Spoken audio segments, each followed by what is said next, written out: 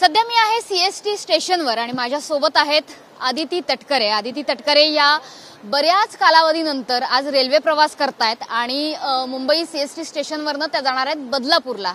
आदिती ताई, यापूर्वी मगाशी गप्पा मारताना तुम्ही सांगितलं की कॉलेज डेजमध्ये तुम्ही हा प्रवास केलेला आहे. आज बऱ्याच दिवसांनी हा प्रवास करताय, कसं वाटतंय? आज खरं तर फार वर्किंग डे नाहीये, त्याच्यामुळे गर्दी सुद्धा कमी आहे. काय अनुभव आहेत?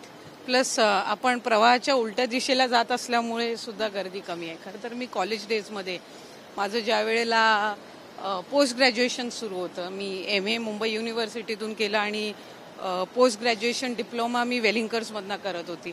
तर त्यावेळेला लोकलनी ट्रॅव्हल करायचा मला बऱ्याचशा वेळेला म्हणजे युजली लोकलच प्रिफर करायचो, कारण ते कम्युटिंगचं सर्वात चांगलं माध्यम असायचं. प्लस त्यावेळेला मी म्हणजे एक फेलो प्रोफेसर म्हणून सुद्धा एक ठिकाणी जॉबला होती. त्यामुळे सॅटर्डे संडे 2 दिवस पोस्ट ग्रॅज्युएशनचे क्लासेस असायचे and that was the best time. बऱ्याचशा वेळेला बेस्टनी प्रवास व्हायचा, कारण मी त्यावेळेला 332 म्हणजे आपलं मलबार हिलला राहायची आणि मग तिकडून ए रोडला ट्रॅव्हल करायला बेस्ट हा मार्ग असायचा. आणि मग सगळ्यात चांगलं कम्युटिंगला म्हणजे लोकल. सो त्याच्यानंतर 1-2 वेळा मुंबईकर मंडळींच्या वगैरे भेटीगाठीसाठी लोकलनी प्रवास झाला होता, but that was also 9-10 years back, 9-10 वर्षापूर्वी असेल. लोकल आलीये प्लॅटफॉर्मला, पण लोकलमध्ये चढतानाचा जो सगळ्यात मोठा अनुभव असतो तो म्हणजे लोकलमधनं चढणं आणि उतरणं. तर ती धक्काबुक्की केली आहे का कधी? म्हणजे आता तर काय तुमचा सगळा प्रोटोकॉल आहे, सिक्युरिटी आहे, त्यामुळे इतकी धक्काबुक्की नाही. आज आपण लकी आहोत, पण मी कॉलेजच्या दिवसांमध्ये ते नक्कीच अनुभवलेलं आहे. त्याच्यामुळे त्यावेळेला इट्स लाईक तुमचे दोन्ही हात असे या मोडमध्येच असतात तुम्ही अगदी बसेपर्यंत. सो येस, त्यावेळेला तो अनुभव नक्कीच घेतलेला आहे. सुदैवाने आज आपल्याला तो आला नाही, कारण आज आपण बदलापूरला माझा कार्यक्रम आहे आणि आपण तिकडे प्रवास करत असल्यामुळे मॉर्निंग स्लॉट जो असतो त्याला येणाऱ्यांची गर्दी जास्ती प्रमाणात असते, जाणाऱ्यांची तिकडे कमी असते. सो आणि तो एकदम उलटा अनुभव संध्याकाळच्या वेळेत असतो. सो फॉर्च्युनेटली आपण सकाळी आता जात असल्यामुळे आपल्याला तो अनुभव हा तितका सध्या तरी आत्ता तरी आलेला नाहीये. नक्की. पण सगळ्यात फेमस असतात मुंबईच्या लोकलमध्ये ती म्हणजे मुंबईच्या लोकलमधल्या महिला डब्यातली महिलांची भांडणं. त्याचा कधी अनुभव घेतलाय का? नाही. फॉर्च्युनेटली मी विधानसभेतली भांडणं एकीकडे असतात, राजकारणातली भांडणं एकीकडे असतात, पण ही भांडणं सुद्धा काही स्पेशल असतात.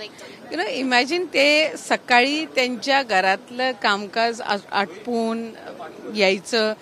बऱ्याचशा वेळेला म्हणजे माझ्या जे अनेक नातेवाईक आहेत, म्हणजे माझी मावशी असतील, आत्या, इतर लांबचे किंवा कझिन्स वगैरे आहेत, ते युजली लोकलनी प्रवास करतात.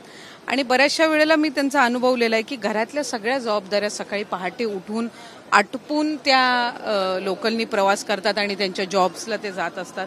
त्याच्यामुळे बऱ्याचशा वेळेला घरातली ज्या काही कलह झालेला असेल तर तो थोडा डोक्यात असतो, ते फ्रस्ट्रेशन असतं आणि मग ते ट्रेनमध्ये कदाचित लोकलमध्ये ते बाहेर पडत असेल. अनेकदा तुम्ही म्हटल्याप्रमाणे चढत असतानाच धक्काबुक्की होत असतानाच काही गोष्टी सुद्धा राहत असतात. सो मला स्वतः तरी फॉर्च्युनेटली कॉलेजमध्ये असतानाही तसा अनुभव आलेला नाहीये आणि कधी येऊही नाही. मी तर नेहमी म्हणत असते, महिला जितक्या कमी भांडतील तेवढ्या जास्ती पुढे जातील. मला एक म्हणजे उत्सुकतेपोटी एक प्रश्न आहे की सर्वसामान्य महिला, सर्वसामान्य जण हे असं लोकल मधला प्रवास वगैरे तिथे आपलं फ्रस्ट्रेशन काढतात. राजकारण्यांचं नेमकं कसं असतं? त्यांना तर फ्रस्ट्रेशन खूप मोठं येतं, कधी कधी बरेचदा हातची जागा जाते, हातातली खुर्ची जाते, असं बरंच काय काय होतं. मग ते फ्रस्ट्रेशन, तो आउटबर्स्ट कसा असतो? ते ऑप्शन राजकारण्यांकडे नसतं, टू बी व्हेरी ऑनेस्ट. आणि मला असं वाटतं की ज्या वेळेला आपण 3-4 लाख मतदारांचं प्रतिनिधित्व करत असतो त्यावेळेला राजकारणामध्ये कुणी येत असताना पहिली गोष्ट तर टेम्परमेंट मॅनेजमेंट आणि सायकोलॉजिकली फिट राहणं फार गरजेचं आहे. तुमच्या मनात, तुमच्या आयुष्यात काही चालू असलं तरी एकदा तुम्ही तुमचा घरातला तो उंबरठा ओलांडला की ते सगळे तुमच्या घरात. सो जेव्हा तुम्ही बाहेर सार्वजनिक जीवनामध्ये जाता त्यावेळेला या सगळ्या गोष्टी या बॅकस्टेज घेत असतात, म्हणजे त्या मागे पडत असतात. त्या पुढे येऊन न देता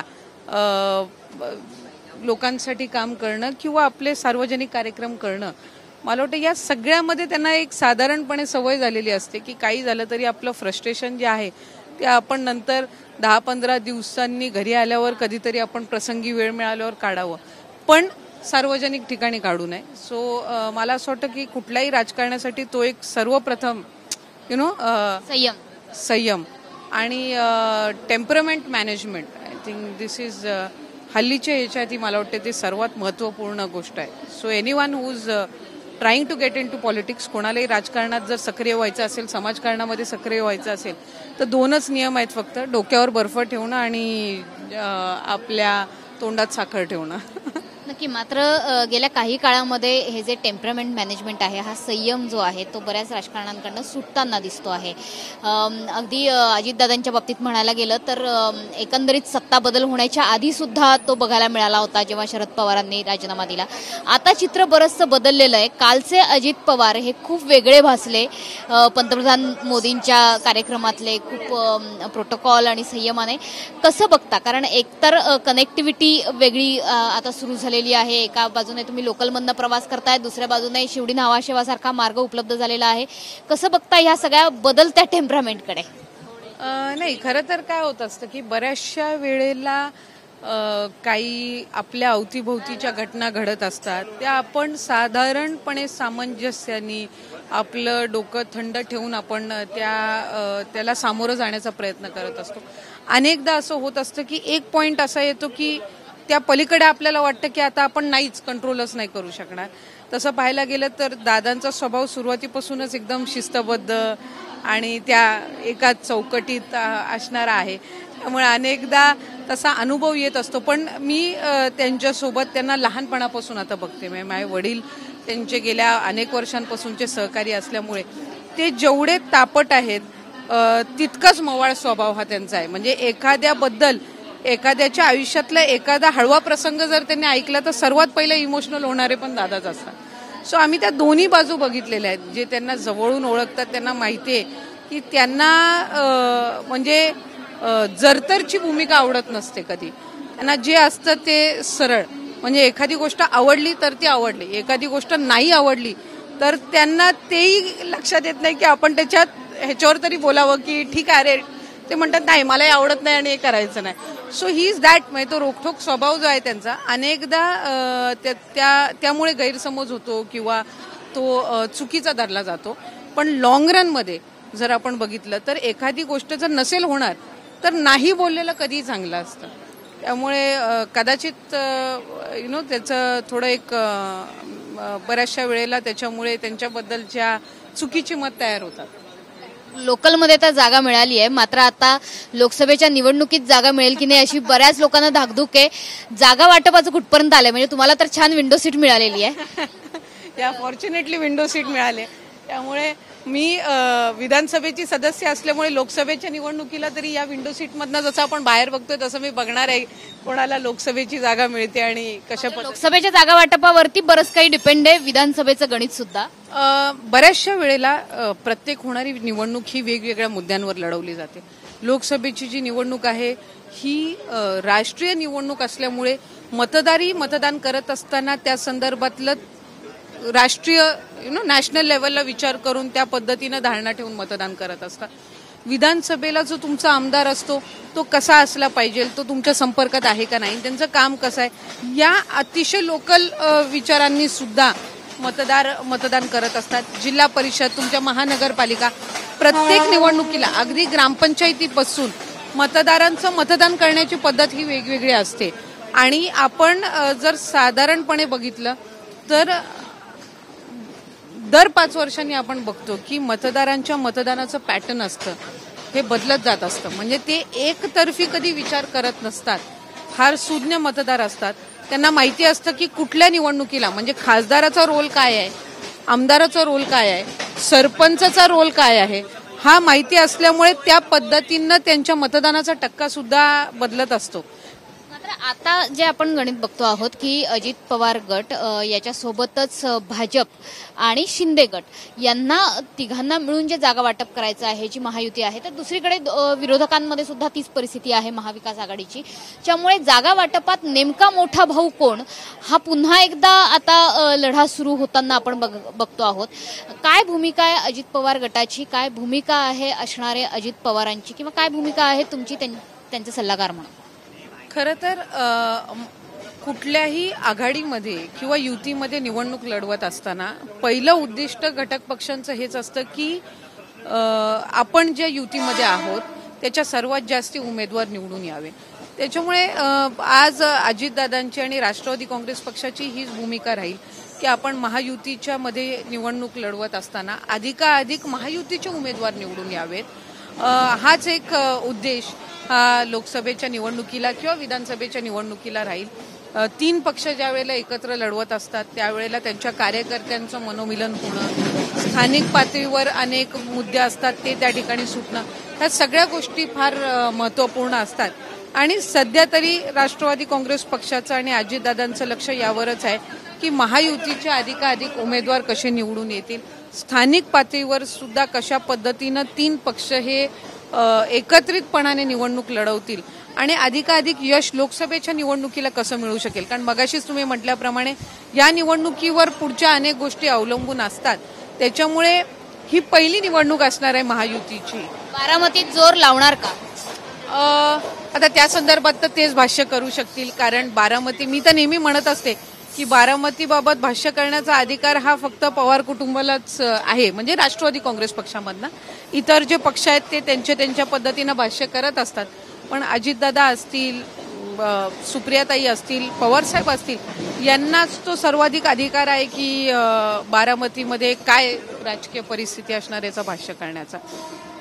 पण किती जागा अपेक्षित आहेत लोकसभेच्या? तुम्हाला एक युवक नेता म्हणून काय वाटतंय? नाही, मला तर इतकंच वाटतं की जागा वाटप आहे या संदर्भातला निर्णय जे ज्येष्ठ आहेत ते घेतील. जागा वाटप झाल्यानंतर अधिकाधिक आपण स्थानिक पातळीवर एकत्रितपणाने काम कसं करू शकू हे लक्ष केंद्रित केलं पाहिजे.